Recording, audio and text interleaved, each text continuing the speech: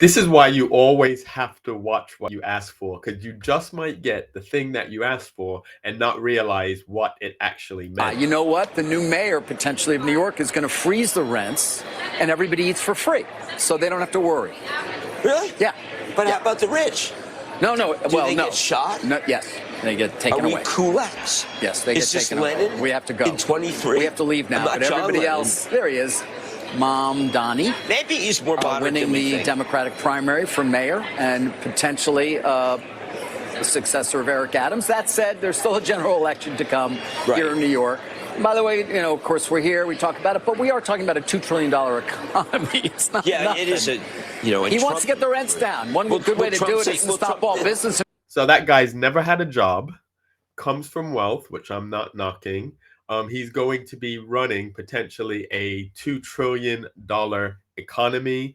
And some of his ideas are a little bit strange. They sound good on paper.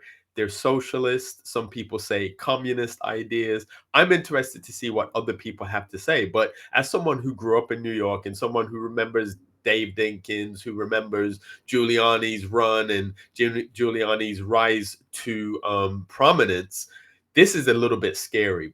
But when I'm talking to a lot of my friends, they have no idea who he is. So it's a really energized base of progressives that has gotten him this far. But what's going to be interesting is seeing the breakdown between who's going to support him and who isn't. AOC is supporting him, but then you have Mayor Eric Adams, who will be running as an independent. He's still a Democrat, but he's got a lot of issues going on.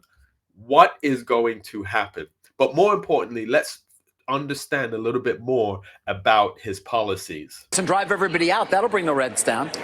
That's a very good point. Right? To Jersey, where I am. Yeah. All right. I wanted to talk. Gotham. Have you seen what Batman is up against in Gotham and what the guy running for mayor is up against? That's what it reminds me of. They're taking Wall Streeters and make him walk out onto the ice in the East River as and hope, and then they fall through. Yep. I mean, there is a class warfare that's going. So what's happened here, I think, is the rich type. He said it. There's a class warfare, but that's what socialism is all about. Socialism and communism create class warfare where the wealthy are viewed as the enemy, not forgetting that all of these people that are running for mayor, running for president, and talking about all of these socialist and sometimes communist agendas, a lot of them do come from wealth. Or at very least, they're amassing wealth for themselves. Nothing wrong with that. They're amassing wealth for themselves that will be transferred to their children. So what do you say about their children? This is where, when you're not doing things based on merit, this is where you always have problems. When you vilify people who are wealthy and you're working hard yourself and you will pass wealth on to your kids, you're essentially working against your kids. So we need to start having more conversations about policies, thinking through the policies and not just looking for things that are going to give us a free ride, because nothing is actually free. There's a division within the Yeah, so you see that, you heard that. Okay, Wall Street, they're freaking out. Again, I had a friend who worked at one of the big investment banks and worked in private equity. He called me and told me about how all of his colleagues are freaking out about what happened in New York City. So yeah, this is real. Like, there's real fear amongst the business community in New York City about this socialist. And again, one of the reasons why is because of his cuckoo for Cocoa Puffs tax policy that apparently he has framed as Trump-proofing the state by taxing the rich out of the state. It's almost as if he wants the quote-unquote rich, again, the people who pay most of the taxes in New York, to leave, right? That seems to be what he wants, okay? If you listen to him talk about how he's going to raise taxes to pay for his socialist utopia, take a look. It comes to making buses free and universal child care. Right. These are things that cost around $700 million and let's say about $5 or $6 billion. Significant amounts of money. Huge amounts of money. But have to be understood in the context of a $113 billion municipal budget, a $252 billion state budget, and we put forward a plan to pay for these and more to start Trump-proofing our city through two major revenue streams. Increasing the top corporate. So clearly this man knows how to talk through numbers and he is articulate, but neither of these things means that what he's saying is actually correct. Quite often, what you do find with a lot of the progressives, they're never in a hostile environment. So they just say things that aren't challenged and they sound good on the surface. But when you drill down and when you look at human nature, a lot of the policies just don't work because they don't incentivize the right behaviors. They incentivize the wrong behaviors and class warfare. Corporate tax rate of New York to match that of New Jersey. That raises $5 billion. And increasing income taxes on the top 1% of New Yorkers who make $1 million or more a year by 2%. Both of these things, after they come to fruition, you're still paying less than you did before Trump. Okay. On the city tax, though, and I know that takes effect with people right now, that top rate of people of 50,000 or more. So if you're going to be adding 2% to people at $1 million, that I just did the math, right? Well, but that's going to be an increase of 51% of what they pay now. I'm not saying cry for them. I'm saying if they leave, you're not going to get that money. And when you increase someone's taxes, she says they. She's probably one of the they. So these conversations really annoy me because there's just so much inauthenticity in the fact that, you know, everyone there is talking on our behalf, regular working class people. They're speaking on our behalf and saying what we need and what's important to us, but they don't live like we do. So they can't really fully understand. And it's never a policy of, all right, the people who work hard need to be rewarded more than the people that work average. And the people who don't work at all but could should not be given handouts. We should incentivize people to work. Those who cannot work, we should help. We should have systems in place to support them. But we need a society where the people who are willing to work the hardest, take the greatest risks, get the biggest rewards, not a society where we feel everybody should be equal because 51%. Aren't a lot of people going to leave? We're saying we're increasing it by 2% of what it is right now. And ultimately, I'm guided by the facts. The Fiscal Policy Institute did an analysis of the top 1% of New Yorkers and found that they leave the city at 1/4 the rate of other income categories. And when they leave to what are called high tax states, New Jersey, California. So what it then comes down to is, why are they leaving? Is it fiscal policy or is it actually quality of life? And I've heard that time and again from wealthier New Yorkers, from all New Yorkers. So it's talk. They're going to go to Florida and all you think is talk. In 2021, when I came to the state assembly, we had the same fight to fund public schools to raise. Florida. The fact is they are going to Florida. They are going to Texas. They are going to Tennessee. They are in a large proportion going to red states. And he can say what he wants to say. He probably can afford to have houses in multiple places. And if he becomes mayor of New York and he messes up the economy in New York, he has other options. But for people that are born and raised in New York and don't have the option of going somewhere else, what are they going to do? But I do honestly think that as more information about his policies comes out and is scrutinized and people look at it practically, I don't think it will be as popular as they believe it to be at this moment. Plus, the race is going to be really weird because you're going to have Eric Adams. You might still have Cuomo running somewhat as an independent. You have Sliwa. You have a lot of people. So I think the left-hand side of the ledger, they're going to cannibalize each other. So there is a possibility that maybe the Republican can win. And if you look at what's happened in the past in New York, you had Dave Dinkins, who was a Democrat, first black mayor of New York. And then it went to Giuliani, who was a Republican. And then after Giuliani, I believe it was Bloomberg, who was, I believe, an independent. So he had a lot of fiscally conservative views, but socially liberal. And maybe that's what you need for a city like New York. You need someone that is running one of the largest economies on the planet in a way from a business perspective, but a caring society, because New York is the place where you had Ellis Island, where you had immigrants from all over the world coming to the US in search of the American dream. And we don't want to crush that.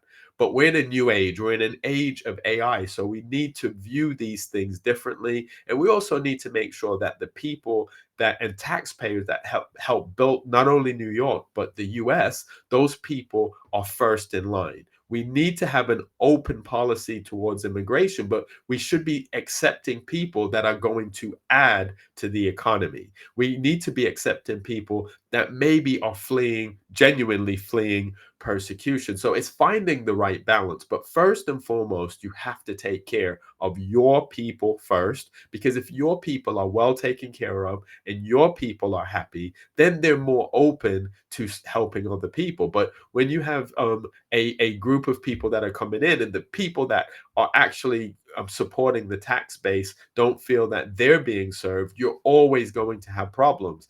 And that's just human nature. That's not a matter of being racist or xenophobic. It's just saying, look, I need to eat. And once I can eat and my family can eat and our bellies are full, we have enough to share. But if we don't have enough for us, then we can't share with anybody else. Taxes on billionaires and corporations. We were told millionaires would flee. Yep. And we now have more millionaires. Okay, so the New York Times is saying that Mayor Adams is trying to gather business leaders to support him, to say this is going to be bad. And Bill Ackman, billionaire hedge fund manager, of course you know of him, New Yorker, he said he agrees with you that the city's broken, okay, but he has a real problem with your economic policies. He said the ability for New York City to offer services for the poor and needy, let alone the average New Yorker, is entirely dependent on New York City being a business-friendly environment and a place where wealthy residents are willing to spend 183 days, the amount you need to be taxed, and assume the associated tax burden. Unfortunately, both have already started making arrangements for the exits. So you just think that that isn't going to add up. And by the way, that corporate tax rate that you're talking about, that's a big increase. That's matching 7.25% going to 11.5%. And the point of it is that if it works for our regional neighbor, why can't it work for us?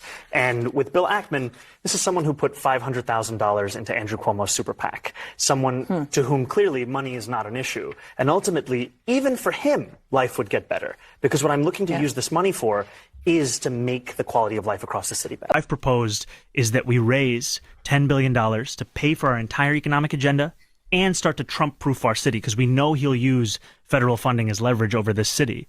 And we will do so in two key ways. The first is to match the state's top corporate tax rate to that of New Jersey. We are at 7.25%.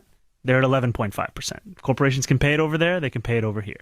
And the beauty of it is that people are not running to live in New Jersey, right? People are running to live in New York.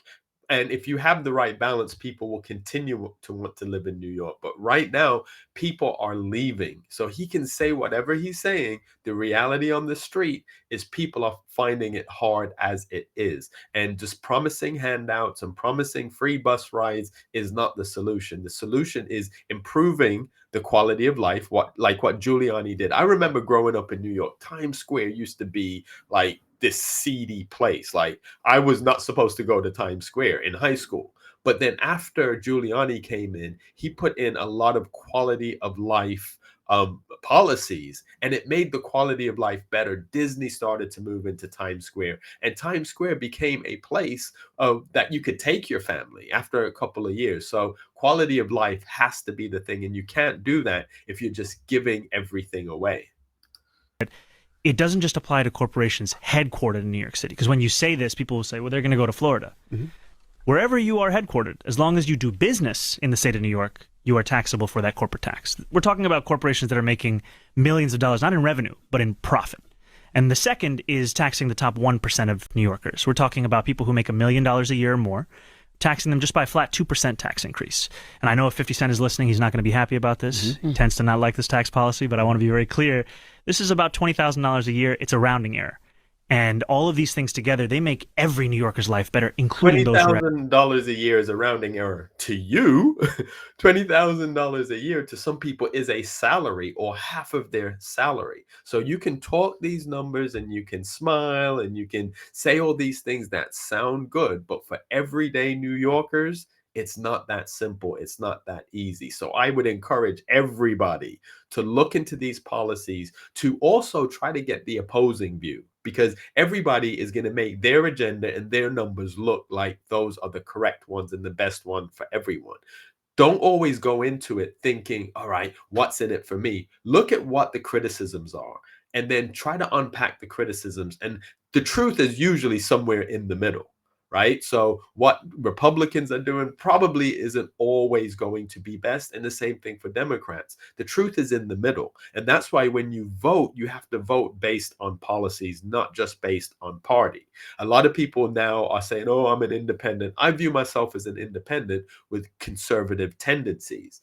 But if you're willing to look at the policies and call out your team when they're doing the wrong thing and shout out the opposing team when they're doing the right thing, we will end up with better leaders.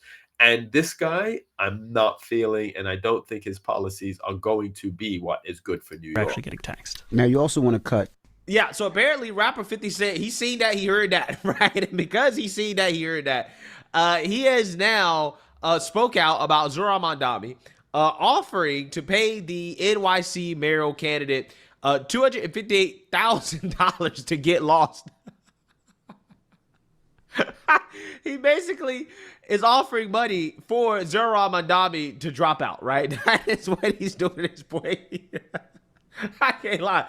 50 a funny dude, right? 50 is a hilarious guy. So let's read here. Go shawty to some other state.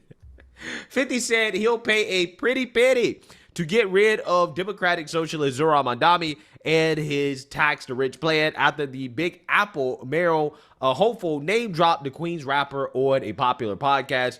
Quote, where did he come from? Whose friend is this? I'm not feeling this plan. No, I will give him $258,750 and a first-class one-way ticket away from New York, 50 wrote on Instagram Wednesday. The 49-year-old hip-hop star, whose real name is Curtis Jackson III, was firing back at comments Mandami made about raising taxes while appearing on The Breakfast Club earlier this month. Quote, we're talking about corporations that are making millions of dollars, not in revenue, but in profit, Mandami said during the June 11th interview about his plan to hike taxes on businesses and the wealthy.